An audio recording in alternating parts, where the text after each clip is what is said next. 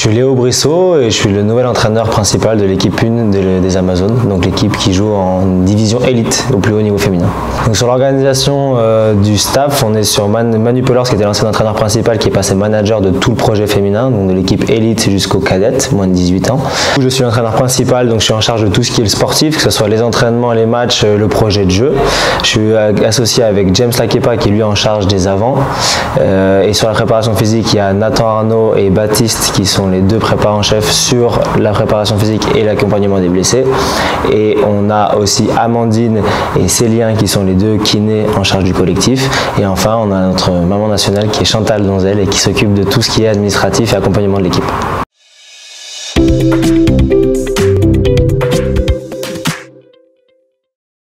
Ce qui est très intéressant avec cette équipe élite, c'est que non seulement déjà elle est très jeune, je pense que sans trop m'avancer qu'on est sûrement l'équipe la plus jeune du championnat, avec beaucoup de cadettes surclassées aussi. Donc en fait on est vraiment sur une notion d'équilibre entre la performance et la formation. Dans ma tête je suis un entraîneur du plus haut niveau féminin, mais je suis aussi un entraîneur qui doit former des joueuses à évoluer et à progresser, parce que je pense qu'aujourd'hui on est très loin du potentiel max de ces joueuses, parce que c'est des joueuses qui sont, comme je disais, très jeunes et qui ont très peu d'expérience sur ce niveau, au niveau féminin. Donc c'est vraiment une balance à trouver, c'est-à-dire être capable de former des joueuses, leur apprendre à développer leurs compétences rugbystiques et en même temps mettre en place un projet pour être efficace et avoir du résultat.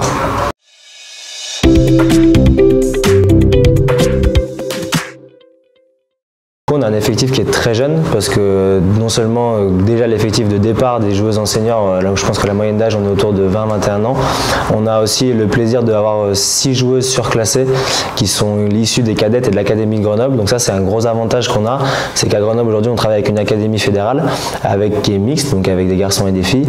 Et sur les filles on a nos troisième année, donc les 6 joueuses qui sont troisième année académie sont surclassées parce qu'elles sont identifiées premium, c'est-à-dire qu'elles sont identifiées au niveau de la fédération comme des joueuses à fort potentiel, et de ce fait là on peut les faire jouer en senior et elles sont en capacité d'être jouées même si elles n'ont pas 18 ans, et du coup c'est un grand bonheur parce qu'aujourd'hui on a 4 joueuses qui ont fait déjà le premier match de championnat, le premier match amical, et qui seront probablement aussi sur les premiers matchs qui suivent.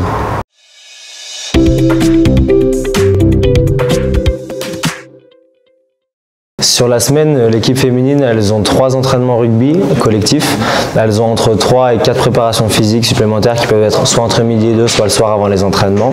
Et elles ont aussi 2 séances de technique individuelle entre midi et 2. Et à côté de tout ça, c'est des filles qui sont, comme elles sont encore, on est encore amateurs dans le rugby féminin, c'est des filles qui sont soit en études à l'université, soit au lycée pour les filles surclassées, soit encore au travail. Donc on a certains cas de joueuses qui cumulent pas mal de choses dans leur semaine, et donc il faut aussi composer avec ça pour les accompagner du mieux possible.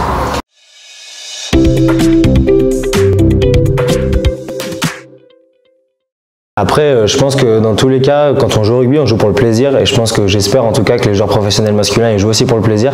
Donc forcément, le plaisir est une notion centrale de l'entraînement, parce que d'autant plus quand on a eu une journée à côté, mais elles prennent du plaisir aussi dans la performance et dans l'exigence. Donc c'est pour ça que naturellement, on joue pas à la baballe, on est là pour performer, pour faire des bonnes choses, être exigeant, et elles prennent du plaisir là-dedans. Mais évidemment, je suis conscient de ces problématiques qu'elles rencontrent avec une journée dans les pattes avant d'arriver à l'entraînement. Donc par rapport à ça, on essaie de s'adapter au mieux, d'être à leur écoute et d'être capable aussi d'individualiser quand il y a des besoins pour qu'elles puissent avoir aussi leur moment de repos.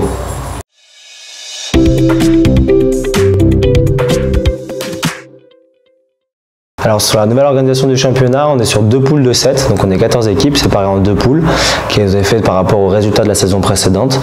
Sur ces 2 poules, c'est un championnat du coup en phase aller-retour simple. Les 4 premières équipes seront qualifiées pour les phases finales. La 5e équipe sera maintenue sans passage ni en qualification ni en play-down. Et les équipes 6 et 7 seront elles en play-down, et donc du coup disputeront un championnat pour ne pas descendre.